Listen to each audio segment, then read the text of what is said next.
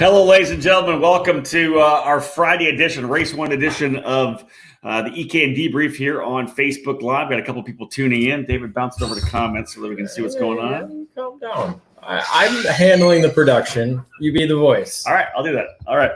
Today's broadcast brought to you by a hazy IPA. Look how hazy that is. Pretty good. Dave, what do you got? Rum and Coke? Pretty much, yeah. We decided to get the heck out of the track and get back here. Almost 8 o'clock here, local time in Newcastle, back at our Airbnb. I like what's right there, Dave. Oh, yeah. Great sponsor plug. That is, yeah, Bacardi. Alicia right in the back there. She's, I appreciate that. We are having tacos tonight for dinner, which is great. So we're getting ready to go here. What did Tyler DeGraff just say? Tyler asking us a quick question. Are there going to be podium presentation ceremonies at the end of each day? By chance, yes, every day. We just wrapped them up, so for sure, that's ready to rock. We'll say hello to Carlos Calderon. Good stuff. Marianne Gilmore saying, hey, guys, thank you very much. We appreciate it. So the day is done. First day of competition in the books of the Super Mile, the 1.1 mile, 17-turn track at Newcastle. David, all in all, the very first thing, great racing. Second thing, no red flags. That's the first kind of checklist thing that makes me happy. No red flags. We had, I believe, one flip. The kid got right up though. That's right. The kid got Cameron Myers, who actually wrecked really hard at Super Nationals. I think it was last year or maybe the year before that, but got right back up. Cart was more mangled than he was, but a couple incidents here and there, but nothing too major. Pretty starts were pretty clean all day long. I thought so too. A couple little argy-bargy situations. But we didn't have one of the mazzles here and there. We didn't have one of the full yard sales in terms of No. And again, pushback bumpers are helping that. They were also starting really, really deep in almost the braking zone. David Coates was doing a really late green flag, so and that helps. A slower speed. People aren't revved up all the way to maximum velocity. Going into the opening corner. That helps. So overall, a good day, great weather, a little chilly in the morning. Sunny and 75. It was sunny and 75. Tomorrow, it's going to keep getting warmer and warmer as we go on through the weekend, but perfect weather for racing. Yeah, no doubt about that. And all in all, I think it was interesting. I think one of the things that I wrote down in some of my notes was the fact that we had a bunch of new winners. We had drivers who had won in earlier in your younger careers, kind of getting their first races in bigger races. There were some DQs. There were some weight DQs. I didn't. A couple of technical DQs. I think more in the pre-final. I'm not sure if there was anything in tech at the end of the races, and a couple of on-track DQs as well. Of course, a new race directing program with Bo Barfield and Neil Strickland and John Maskey. Kind of going back and forth doing different deals, and of course SKUSA has the video marshaling system, so there were a couple of race DQs that came as well. Weight, obviously that's always an issue wherever you go. I didn't see any other issues except until the finals, but again, we're running 16 lap mini events for the senior categories. Micro and mini were 14, so it's a longer stand. I think over 20 minutes on racetrack. Long race, the main event. So they're really long main events. So maybe people didn't quite manage the fuel in their gas tanks as they should have. But it's it's part of racing. You have your technical DQs, you have the weight DQs. You had some with just being a little too wide, and some on track stuff. I know, too wide. Race Liberante too wide. The hub slid out. Here's a question for you, David. Carlos Calderon, how was the new officiating? That's one of your thoughts. I know that when you and I walk through the pits, the crazy thing is we don't normally get, oh my God, the officiating was so great. We always hear when people complain about it, right? We don't really get much about the happy parts of it. Well, officiating is a job that nobody wants. No. It's not the job you take to be, praised at all the time. It's a job that takes a lot of shit. You're going to take all the shit throughout the weekend, no matter what you're doing. Even if you're making the right call, you're still going to get shit because people are going to fight with you about the call, no matter what it is. Because we're not in the building with them, it's hard to tell exactly what's going on right now. We've heard some bad stories as far as certain calls that were made that decided the actual winner. We'll talk a little bit more about that, but I don't think there were any other than the two thing or that major one that we heard of, I don't think there were any other issues that were really on track that would to signify, what side are you on? Yeah, agreed. Do you want to just jump in? Did you put senior on the top for a reason, or is that me at the end? Do you want to? I haven't touched those papers. Those are as I received them. Let's go senior at the end.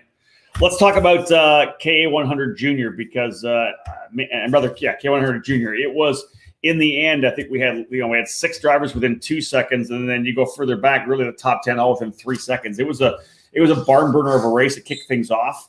KA100 Junior, and I don't know. I think that it was kind of hectic because I wasn't sure who was. Obviously John Burke ends up scoring the race win. He almost flipped. I think almost at one point. Early on in the race, he came out of the ski jump, got into the inner curbing on turn number 7. I thought he was going to be upside down, but he was a big tank slapper for sure. Essentially, there's 7 drivers, I think, in the lead pack, and none of them wanted to sit and settle in. So that made it for a chaotic race. But that's exactly that. John Burke showed speed at the USPKS race here last month, and he's been able to translate that into a victory today. So it was a really good run. And then Carson Morgan, the 2-time Mini Swift SKUSA Pro Tour champion, he's getting his stride in the junior ranks because that's something that we haven't quite seen is Morgan at the front, especially at the Pro Tour. Last year we didn't really see him at the front. That's very true. So it's good to see him up there. And then Logan Adams, looked like he had the speed to win, just made a little bit of a mistake. I forgot what corner it was, but allowed Burke to really get away from everybody. Well, the thing about this race, I guess it was our first main event, and micro and mini, we always see great strategy. These drivers will work together, they drop the guy behind them 2 by 2. These guys, a number of times they had a chance just to line up 2, 3 carts and they would have been able to pull away. What did we see instead? Man, they were they just never stopped racing at all. And that's why it was such a huge pack at the end. I thought there could have been a couple of breakaways. Well, I don't think anybody wanted to work with each other. I think maybe if Mateo and John Burke could have hooked up, teammates. Well, they're all Tony karts up front. That's true. That literally the top 8. The only one not on a Tony kart in the top. So but even Cameron Weinberg on a nitro, right? Yep. So top 7 all on Tony karts. But you're right, different teams, right? Different teams. Yeah, top 7. OTK all up front. But you're right. If a teammate maybe have hooked up, it would have happened. But we didn't have any teammates. They were really a bunch of different teams scrapping it out. If you see me cry, it's because of the onions. Oh, Alicia's cutting onions right now. Sorry. So nobody wanted to work with each other. That was really the main thing. And we saw that change a little bit in the X30 Junior race later in the day. Yeah, no doubt about that. What other races? Christian Miles was coming forward from deep in the field. Yeah. But kind of got hit a wall. There was just nobody to work with him, and he kind of got to the end where there was really nowhere else he was going to go. He got up with Danny Dazalski there, and as they kept fighting up front, they kept inching forward, but the pace wasn't quite what the leaders were doing when they weren't fighting. So he needed a little bit more schmozzling up front. What's the schmozzling going on? It's easier to say. In the end, John Burke with a really big win. Congrats to John. Carson Morgan second, as you said. Logan Adams was third. Aiden Levy qualified in the pole position. I think he'll be got to watch throughout this entire weekend. The crazy thing about it is it's the entire Pro Tour jammed into 9 days, and it's interesting. And we'll talk about it a little later on. But potentially for some drivers, it's going to give them an opportunity to get a lot of seat time and get better and better. Some of the drivers that don't get a chance to race a lot. I talked to Philip Arscott. He said the same thing. He drives once a month at GoPro, and he said the thing for him is it's going to be stamina, because he just hasn't driven that much. He said that he ran the USPKS race and his arms were so stiff that he actually went out and bought hand grip exercises because his forearms were so tough, or so tight after that USPKS race. But it certainly helps when you're running up front to be on pace. And in a good car. Do you want to go in order, or are we just going to go? What's next? Let's go K100 Senior. Right. David, can we do that? Move to that one there. Whatever you want to do. Right? It's your show. I knew that was going to happen. Scott Barnes says, # beat David Cole. Yes, I did. Thank you very much. Shout out to Colin Vasquez, Brian Traver coming on as well, Josh Hunt. Bill Talley says smash burgers are the best. I agree. Aaron Stanfield says the most thankless job is the officials. No doubt about that. My wife just asked if I'm watching Laverne and Shirley Schmazel. That is Wisconsin. That's right. Austin Pfeffer Corporation. Right. That was a Wisconsin show. Yeah, of course it was Wisconsin, Milwaukee. Maybe that's where Tim got it from. That's very, very, very possible. I thought he came up with it original. Those of you tuning in, if you have any questions of things that potentially happen throughout the day that we can help you out with, and we can either answer them right now, we'd be happy to answer them here. We'll get this. Make sure that we're all working together on this. We'll make it interactive. If there's something we don't know, we'll find out when we get back to the track and bring it to you tomorrow for sure. All in all, I looked. This particular race was really, really interesting, KA 100 Senior, because the early group kind of developed a really good start for Austin Osborne, last year's champion, jumping from 10th into the fight. So he was right in there as well. He ended up getting some help a little later on when Adams came through the field. To me, big win for Brandon Lemke, no doubt about that, right? He scores the victory for Franklin on the Merlin. But Garrett Adams coming from dead last, I want to say that they had I was talking to Stina, they had the wrong washer, I think, or something like that in the spark plug. I talked right to the source, Mark Dismore. Give me the scoop. What happened? And he said he hadn't worked on the thing since USPKS. That's a different deal, right? He said blame all the customers because Garrett gets whatever they get. And all right. So no, and it's funny that the USPKS rule and SKUSA rule are different. I would think with it being the KA engine, it would be the same across the board. So I guess let's fix that, by the way. So I guess USPKS is you can run whatever washer you can, whatever you have. Here it's a certain height. Yeah, you have to have that certain that height. changes where the plug goes. So the chamber. So they had whatever washer they had in it from USPKS. He probably didn't even change the spark plug at all. So, but again, Garrett's working on his own stuff. He's 16 years old. Yeah. He has the ability to do that. It's just something he missed. And again, like I said, Mark said, he's working on his own stuff. I can't be everywhere for everyone. So I like that. Well, listen, just something you miss. So he makes a mistake. So it moves him at the pre-found to the tail of the field. He was the absolute show in this race. Coming from the tail of the field, Garrett was, just absolute barn burner, fast lap of the race, ends up getting into the lead group.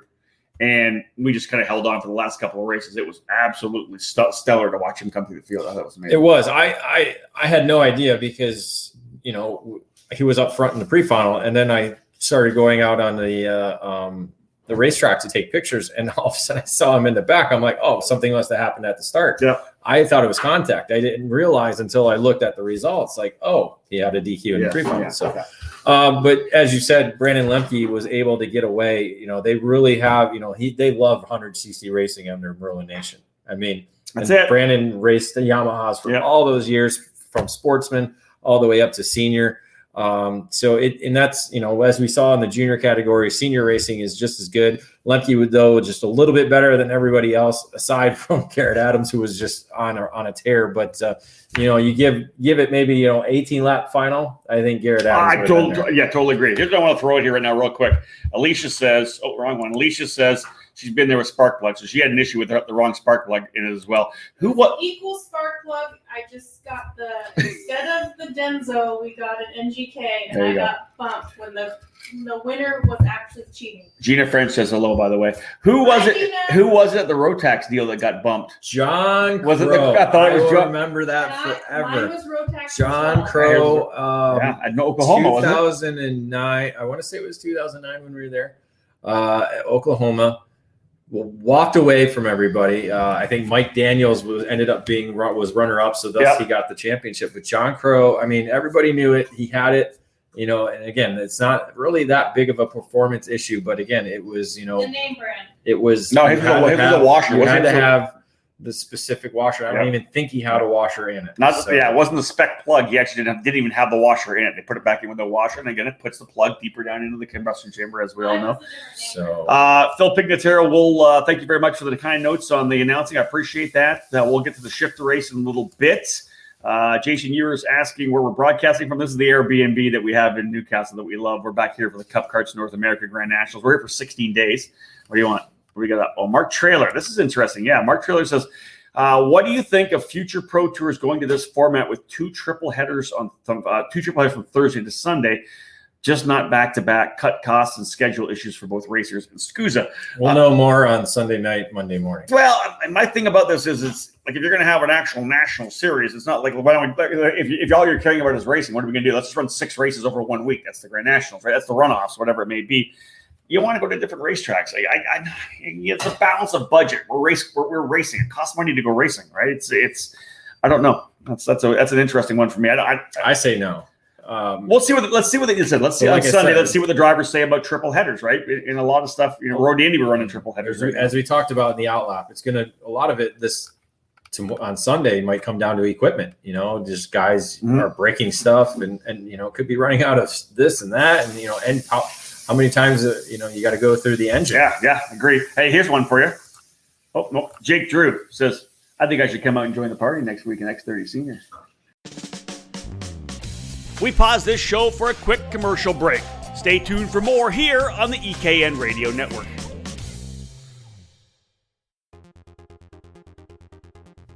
Leading Edge Motorsports is the industry answer to winning in karting.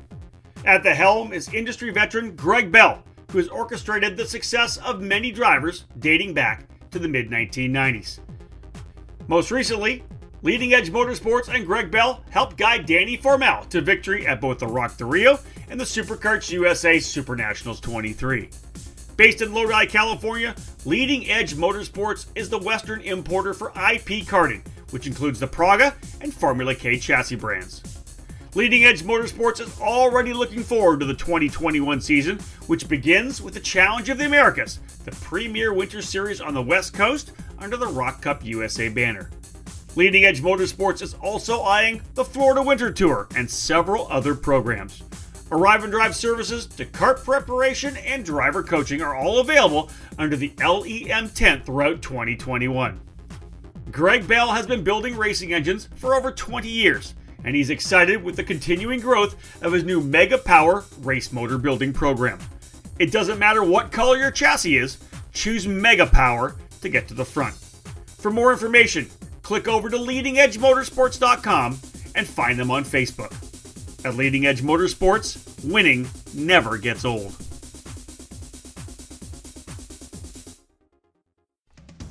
The Briggs & Stratton 206 engine is where out-of-the-box ease and outstanding consistency meet to create legendary races. Briggs & Stratton's history in motorsports dates back to when the first engines came off the assembly line in the early 1900s. Their focus on the grassroots level continues to help build generations of racers. Since 2008, the Briggs & Stratton 206 has gained a following that has the engine powering the largest fields in North American karting today. From the club level and track programs to traveling regional series and national events, Briggs & Stratton competition provides the most exciting racing in the sport. Engineered and hand-built exclusively for racing, every Briggs 206 engine is power tested and serialized before it goes in the box. Karters can take that engine straight from the box to their kart and be on the podium at the end of the race day. To learn more about the 206 engine and to find a North American dealer near you, head to briggsracing.com. Briggs & Stratton Racing. What powers you? Thank you for listening to the EKN Radio Network. We now join the show already in progress. Spoiler. The shoe, Jake Drew. Yeah, he definitely did a spoiler. I like that one. Here's Tyler DeGraff. Shout out to Chente Salas for our wicked driving pro shifter. We'll get to that in a bit, so let's not jump on that. Danny Formel, 5 guys on Sunday night. You only eat one cheat meal a week for Danny on Sunday night. I'll buy bread. I don't know. Do you go 5 guys or do you go pizza? He likes bread. I heard. He does love bread. Then why wouldn't you go pizza? Yeah, but 5 guys is so good. No, you go pizza. I mean, if you love bread, you go pizza. I'm a pizza guy. I'm totally a pizza guy. I'm a pizza guy. Yeah, see, there's Mike Smith coming in saying more venues, different locales, more variables. That's a serious thing. Mike Smith has no idea what he's talking about. The guy that never leaves California. Never. He doesn't leave California, period. Wow. Like he goes to KPX and stuff like that, but that's it. That's true. This is true. Super shade. I go full out everything in sight. Perfect. Pizza, 5 guys, and then you throw a little Chinese food in there maybe. And some Doritos and orange juice. All right. So again, shout out to Brandon Lemke. Big run there in K100 Senior, but Garrett Adams again, tremendous job. Let's move to the next category on the list, David. We don't need that one. That's senior. Micro Swift. Essentially, 3-driver battle up front, and nobody wanted to lead. They went back and forth, and Jack Ilef went to the lead. I thought maybe too early. He wasn't able to make it happen. Vivek Canthan was right in the middle of the fight, and then Asher Osteen ended up coming to the front. It was, I thought, all in all, it was a pretty good race. Well, again, Newcastle is a flat-out track for these guys. Pretty much, so, the draft is very key. If you have a 2-driver fight at the front, it's a little bit easier to kind of decide what you want to do. But when there's 3 up there, it's like, okay, am I going to work with somebody? Am I going to what's the deal? So I think he caught Iliff out a little bit because he was used to racing just one person last month. This time he had to go against 2, and Asher really looks strong. I think he really liked being out front in the lead. He led the majority of the race and was able to keep both Jack Iliff and Vivek back at the line when the checkered flag waved. 2 things right now. We'll move on to the next category. First off, my good friend Aggie saying hello from Cambridge. Alicia, you want to come and say hi? Hi, my love. That's our neighbors back up in Canada. For me. And then Jason Ewers says, boys, Sunday night Ale Emporium, best wings and pizza in the state. That sounds like That sounds like a challenge. All right, Ewers, tell us where it is. He's buying. Oh, yeah. Jason can most definitely buy. Mateo, this is a question we don't have, actually. What engine builder won the most? That's a really good idea. We should find that out, David. I'll give you 5 minutes. Way too much work. It's on the laptop. Laptop's not open.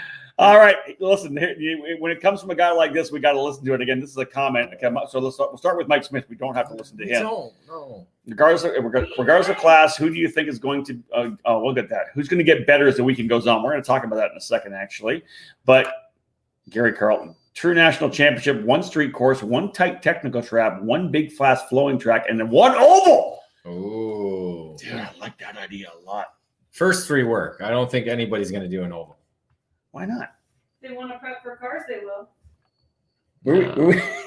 That'd be scary. I like it, Gary. I like Gary's street course, technical track, and a big fast flowing track like Streets of Willow. We had it in 2014, but it what's that? Oh, Modesto. No, Modesto. I don't know. Yeah, I like that. I think it gets great call from Gary. I like that a lot. No, so listen, hold on. You got to have changing. Yeah. Jason Ewers will buy Fishers, Indiana. I like that. I might even get Janowski to come. Maybe he'll buy. No, Janowski. Another terrible driver. Joe Janowski. Don't worry, I'll buy. Oh, I can't reach my wallet right now. Actually, I can't say that because at PRI show a year ago, Joe took me out for dinner to a fantastic meal, so I can't say it. Where was I? Joe and I had a great meal. I was there by myself. Remember I rolled in for a couple of days? Probably felt sorry for you. Good possibility. No, it was good. We had a great meal, Joe and I. Had a great chat. It was awesome. So, yes, I probably owe Joe dinner, to be honest with you. I would pick that up. All right, so Asher Osteen, Jack Iliff, Vivek Canthan, 1, 2, 3 in the micro category, but we got to give a shout-out to Caleb Tarter. He started deep in the field and rolled his way up to the front as well. Yeah, look where Caleb started because he was rocking through the field. 13th up to now. There you go. 4th. Yeah, so an 8-position improvement over 20, like middle of the pack. So, how solid, I thought. We will get back to that question, though, of from Mike later on. Regardless of class, who do you think is going to get better as the weekend goes on? Well, what class is he talking about? Yeah, well, he said regardless of class. It makes trying to make it hard. So we need to pick one guy that we know is going to get better throughout the weekend, right? Ryan Norberg. I think Ryan Norberg will get better. Salas. Chente, what do you want? He was dude. He's hold on. So he's got to work on the other sessions to be up front. Chente Salas, literally the fastest driver of all the shifter cart drivers, but he didn't win.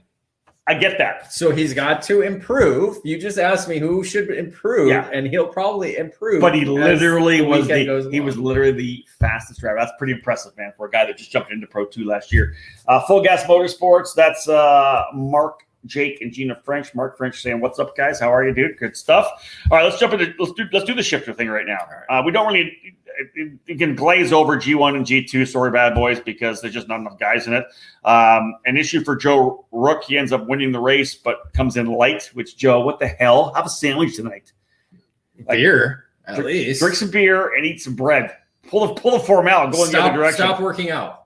Yeah, that's true. Stop working out. Or anyways, add more muscle. He's light. And I never understood anybody in shifter that doesn't come in 5 pounds heavy because the shifter cart doesn't matter. It's talent, man. You got to drive that thing. Anyway, Scott Skitchy Barnes ends up with the race win. He was pushing pretty hard. 1:14.4 for Barnes, 1:13.7 for Rook. So he's absolutely badass fast. Actually, the cool thing is it's Joe Rook. It's the G1 winner, a G1 fast guy because what do you call it? Needs some speed. Skitchy needs some speed. Nathan Stewart, 45 up, Nathan Stewart, baby. It's a hashtag Fireball night. Him and Rook were together the whole time. Nathan's a badass. I'm telling you, he's fast. Oh, I mean, and they were catching up on the S2 guys that they started after. So That's true. A lot of speed with the faster of the master drivers in the shifter category. Okay, go to Pro 2, where we are Pro 2. Another old guy coming up big time. Yeah, Chente Salas was unbelievably fast. Ended up working his way up to second on the factory cart, which I still haven't got a chance to go really look in deep to. I'll do that in the morning. Jordan Musser, 4-time Masters champion on the SKUSA Pro Tour in the shifter cart category. He's going to run Pro 2 out. We're cheering for him because we like the old guys, right? And he's not even that old, Musser, but he might be 40 actually. Is he 40 yet? I'll look it up. He's got to be up there. I mean, he's got more gray hair than I do. Yeah. How many did he win? 4 Rotax Grand National Championships? 4. He won 3 in senior and 1 in DD2. Damn it, man. Listen, we don't throw legendary status around, but we're talking 4 championships and 4 here in the Pro Tour. He was a Danny Formal before the Danny Formal. That's true. Formal before Danny, when Danny still had his little race. When Rotax he for was life the tattoo. micro. Yeah, he was the micro guy. Yeah. So Musser ends up getting the race win. Loving the cue ball, loving the E-card in his visor strip. That's the kind of the iconic Jordan Musser. Chente Salas put a lot of pressure on him. Baylor Griffin had led early. What do we got there? Dave Polly, yeah, Big Dave. I was nervous listening from my office. Dave's not even here, so yeah, he's listening from he's as nervous listening in the office as he is at the track. I like that. Jordan Musser is a year younger than me. Wow. All right, so he's all yours, babe. No, that's not what I meant. So he's 38 years old then. Wow, so 38. So yeah, there you go. He just turned 39 in June. He's old. He's old. Wow. But he's still not as old as Nathan Stewart though. Yeah, that's true. That's true. Not as old as me, that's for sure. But listen, if you can still run a shifter card, I don't care. That's badass. But he ends up winning over Chente Salas. And again, as David said, Chente is definitely one of the drivers who could dial things in, get a better start, get off to a better run, qualifying tomorrow. You know what? Listen, we talk a lot, David, about confidence and momentum, right? Chente turning the fast lap like that. He better roll out. He better be pole tomorrow, rolling out with confidence, knowing he can get the job done. Yeah, again, they're going to go do their homework, figure out why they weren't quick early on in the day, especially early in the final, and try and translate it to go over the whole complete round. Who's this Jason Morris guy that keeps wanting to shout at? No idea. I've never heard of this dude before. No idea. I don't know. I probably a guy who can't put tires on. That's a definite possibility. Yeah. You're right. Baylor Griffin led early in the Pro 2 category. Gavin Bailiff was right there in second, but of course Musser and Salas kept coming. I keep saying Chalice because Chente Salas. They kind of took over and moved forward. So we'll see what happens there. This is shout out to Josh Pearson too. End up sticking the motor early in the race, 3 laps in. But dude, he would qualify P2. 14 years of age, X30 national number 3 last year in the junior category, running USF 2000 this year. And I like the jump over to shifters. I think it'll be good for Josh, but didn't get a chance to show it in the main event with a stuck piston. Yeah, we'll see how he bounces back tomorrow. Had an issue at the start, even couldn't get it. They had to go around. Yeah. Couldn't keep the clutch in it. But again, first shifter start ever that I recall. I don't even think he's tested, really, to be honest. That's one thing I haven't asked. We'll figure that, John Bonanno. Well, let's watch that. Let's not watch the word old, fellas. John, we say this: embrace it, dude. You're old. Just embrace it. I'm old. You're like a fine wine, John. Like a great whiskey. Bourbon. Ooh, don't start with me in the bourbon. That'll be good. I can pour you some. I've got some American honey over there. I'll try a little later on. Christian Salas. There we go. I like this. Here's some input. Chente started from the back of the main. Someone took him out in the heat. He moved up 17 spots. That's a proud mama right there. I like that. That's good. This kid's fast, man. I'm telling you. And again, on the factory cart too, which we have to learn more about. That's a program that the Musgraves have put together, their own chassis.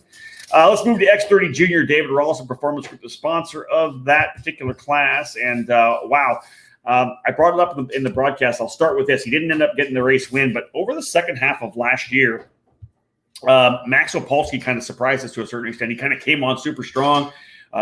Really kind of dominated at the streets of Lancaster Grand Prix. Is he going to be able to take that into the Supernats? And he did. He was fast there too. Opolsky really has put himself up the front as one of the drivers, I think, to go after the championship in X30 Junior. Yeah, he was fast in the winter months. We know at the Challenge in Americas, Cal Speed Weekend, he was quick there. Was going to be at Tucson, but couldn't make it there. Yep. So, from the end of last year to the beginning of this year was really quick. And we're, obviously had to wait for everything to happen with the COVID-19, but is really kept his game up and continues to increase it as we go along. So, and we thought it was just going to be him and Jace Park. Because, hold on. What I thought it was going to be was Alex Stanfield. Qualifies on pole by a significant margin, ends up getting pushed back in the main event, fought his way all the way back forward, got all the way to third, got all the way to second, and then decided he was going to try to go to the lead and led for a time. But, man, nobody was helping him at all.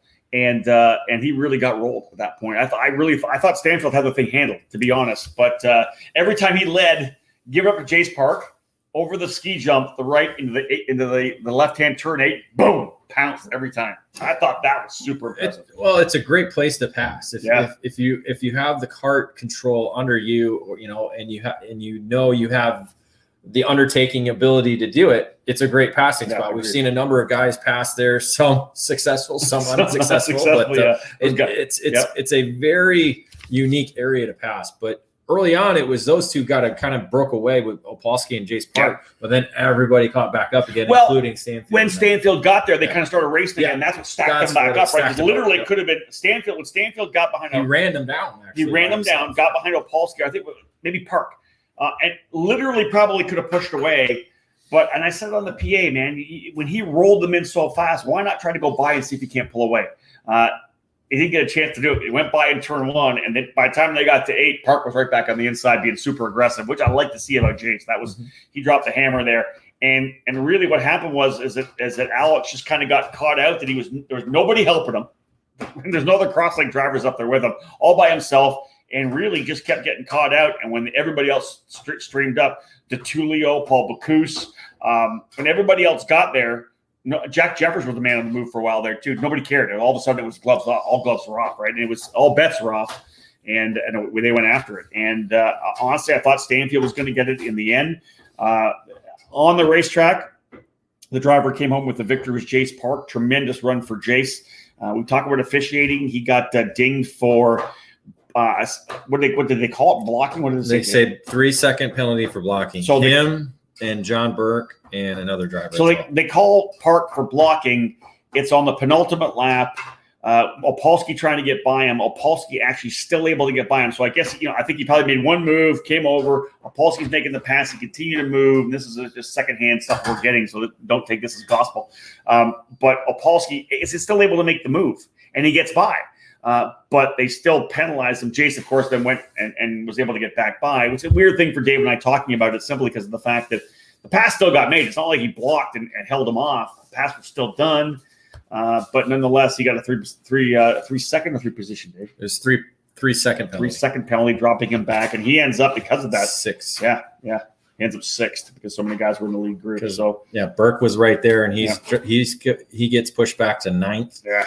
And then that elevates Brent Cruz to the top of the podium. So victory for him. In my mind, I think that both Park and Stanfield are going to come back with an absolute vengeance tomorrow. But Brent Cruz was the man on the move too, working his way forward and got himself in the right place at the right time. He was out of it. Like, wasn't he out, maybe even outside the top 10 at one point or 9th or something?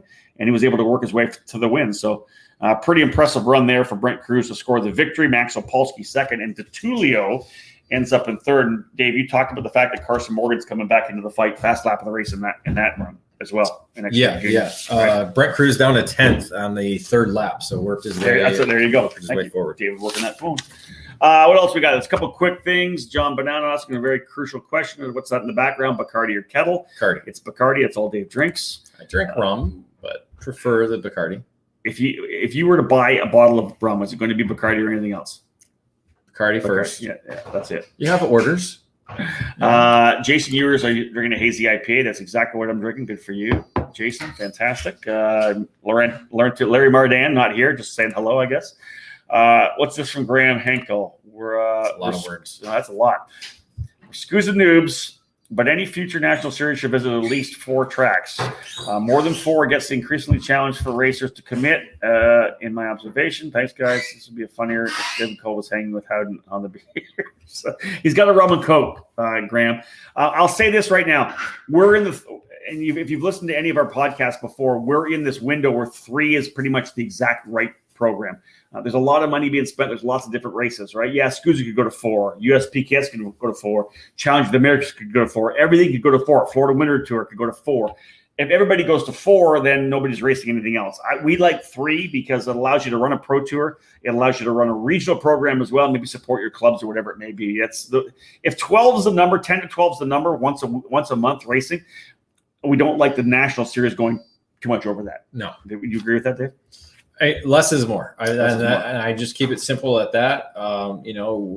We before Super Nats became its own standalone event, that was the finale. Yeah. We had Spring Nats, we had the Summer Nats, and Super Nats. Yeah.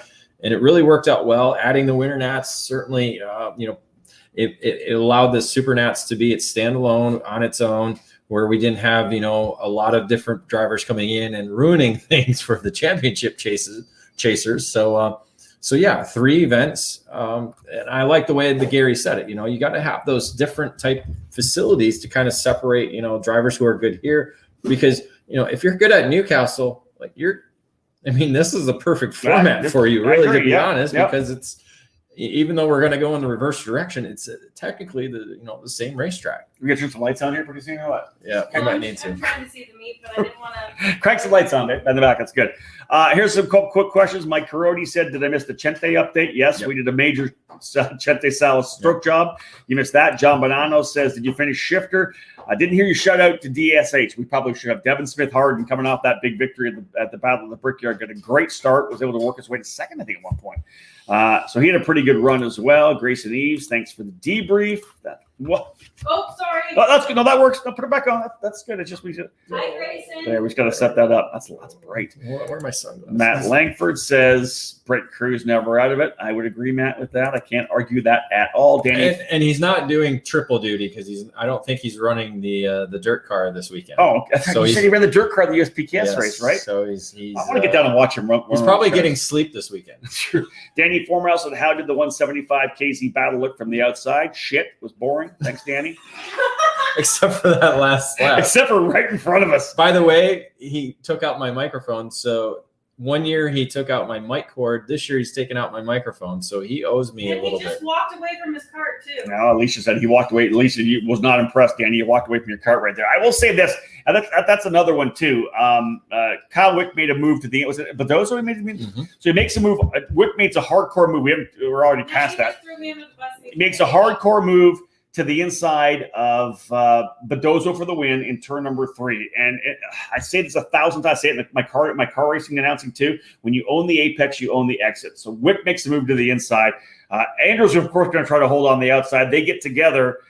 In my mind, Wick's got the inside. He made the move. The move's done. There's some rubbing for sure. And as they come back across the racetrack, we're on top of it because where we are in the scales. I'm looking right down at it. Andrew's on the outside. He's trying to hold on. I don't know if he dropped the wheel because it happened so crazy, but he kind of came. Did he? He was in the grass. Okay, so then he came back across, and it was a full transition. Spun Wick around. Spins Wick around. Wick's in the middle of the racetrack. Because I was wondering when they were bumping, could Formal come around the right side, but he couldn't. There's no way.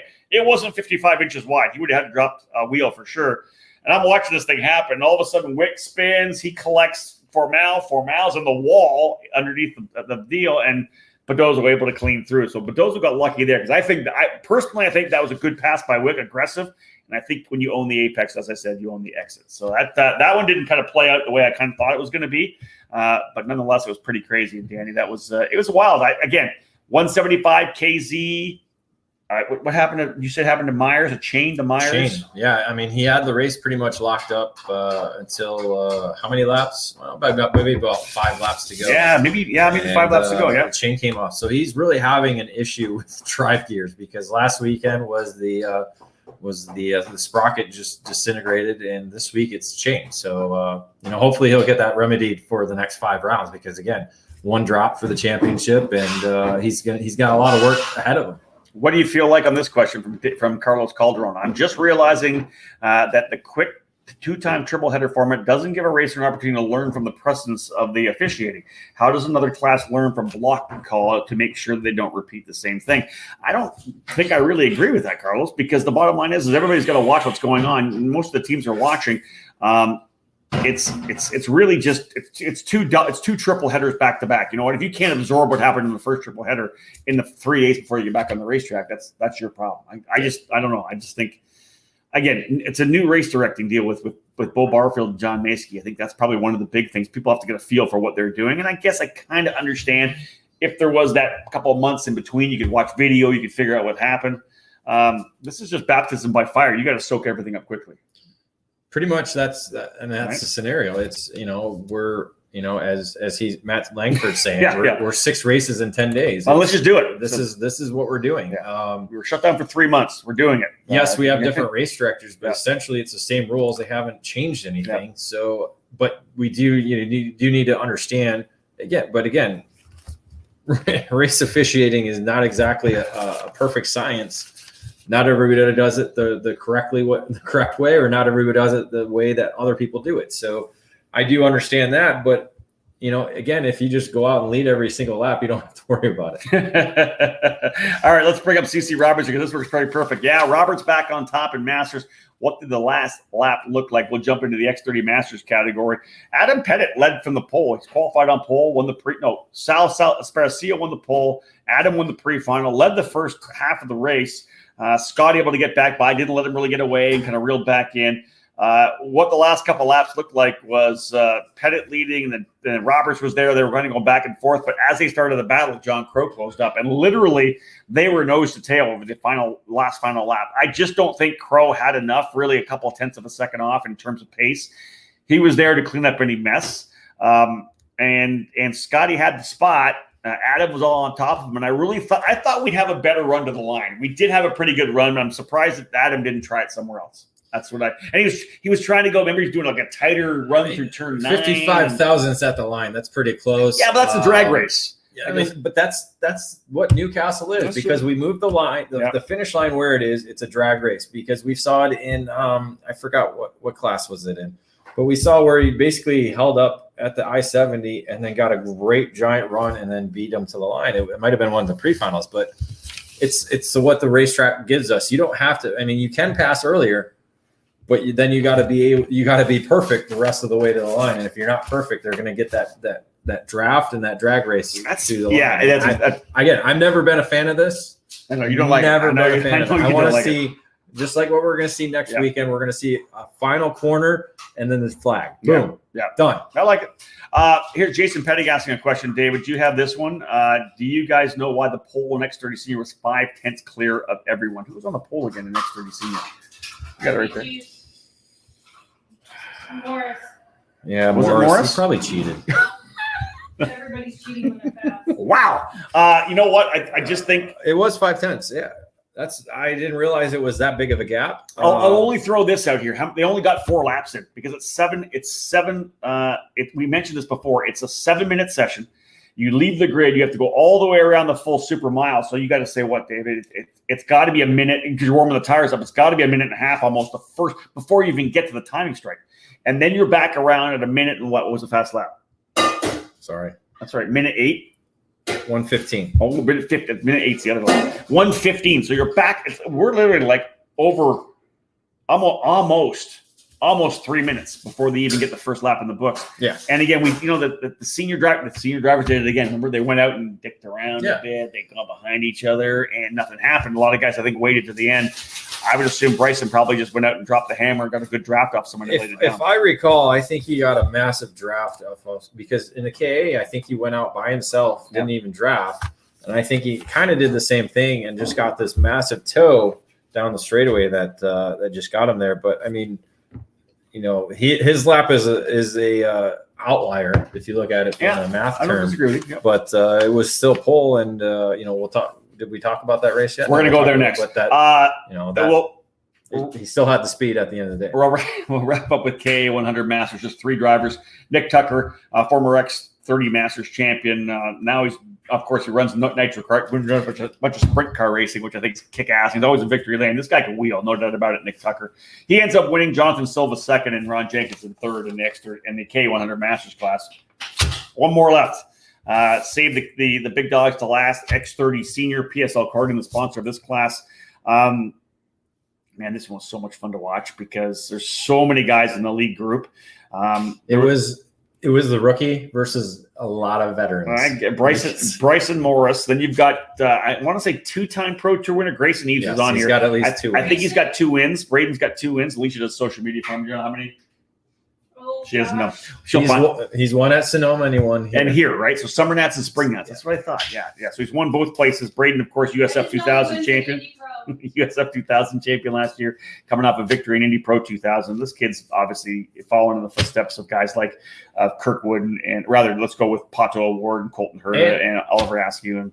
And on a new cart because he hadn't driven this cart on the Will Power cart. Yeah.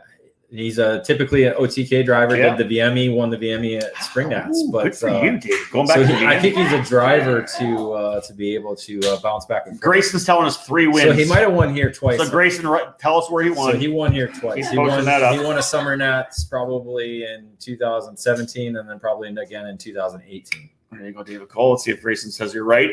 Philip Arscott, of course, winning at the USPKS race, but he won the main in the rain, right? On Sunday. Arscott, was it in the rain? It was in the rain, but well, of course. I mean, he's from the Pacific Northwest. That's it. He's going to be a rain racer. So there you go. Two Spring Nats, 1 summer. There you go. We pause this show for a quick commercial break. Stay tuned for more here on the EKN Radio Network.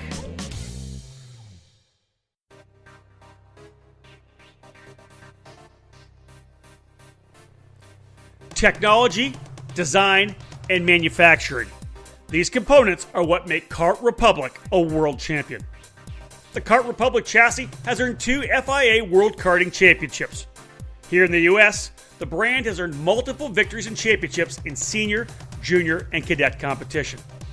Kart Sport North America is the country's importer and distributor for Dino Chiesa's Kart Republic chassis, and as a leader in American karting, they are focused on providing stability for the sport and quality products and service for the community. Whether you'd like to find the Kart Republic dealer closer to you or schedule an arrive and drive package with its official North American race team, contact Kart Sport North America through their official website, kartsportna.com. We are Republic. We are one.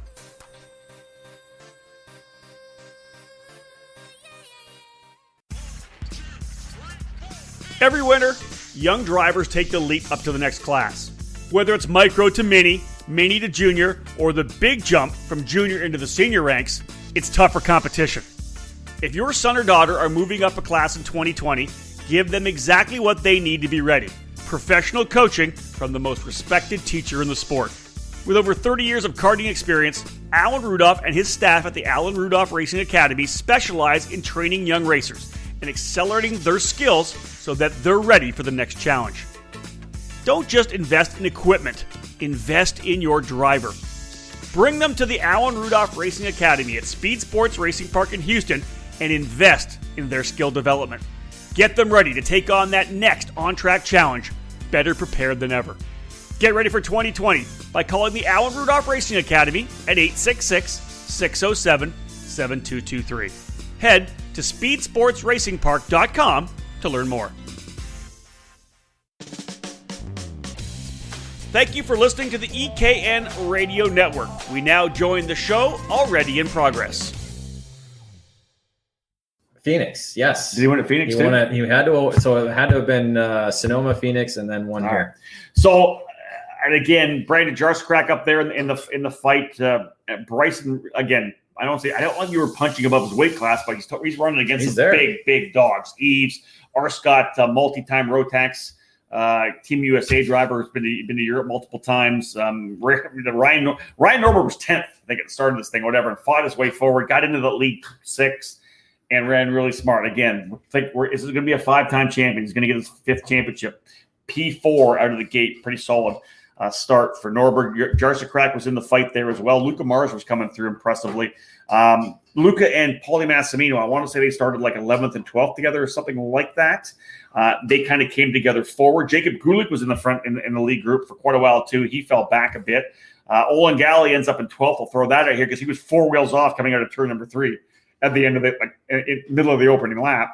Yeah, basically he was able to get his spots back and then another position. Yeah, where did Luca and Paulie start? Luca started 12th and 13th. Paulie started in the 11th. Okay, so I knew they were just outside the top 10.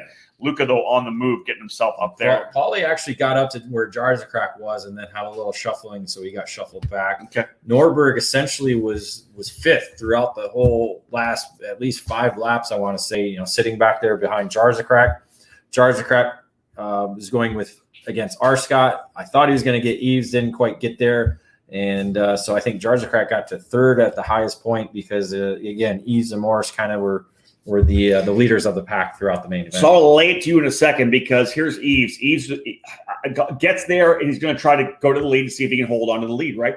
And he's got, like Jace Park, making that move over the ski jump, right-hand 7 and turn 8, and Eves pounced a couple times on Bryson Morris, able to get the spot. But when Morris on that last lap, of course, Eves is right there. They were going back and forth a little bit. I think Eves may have had a better shot at it.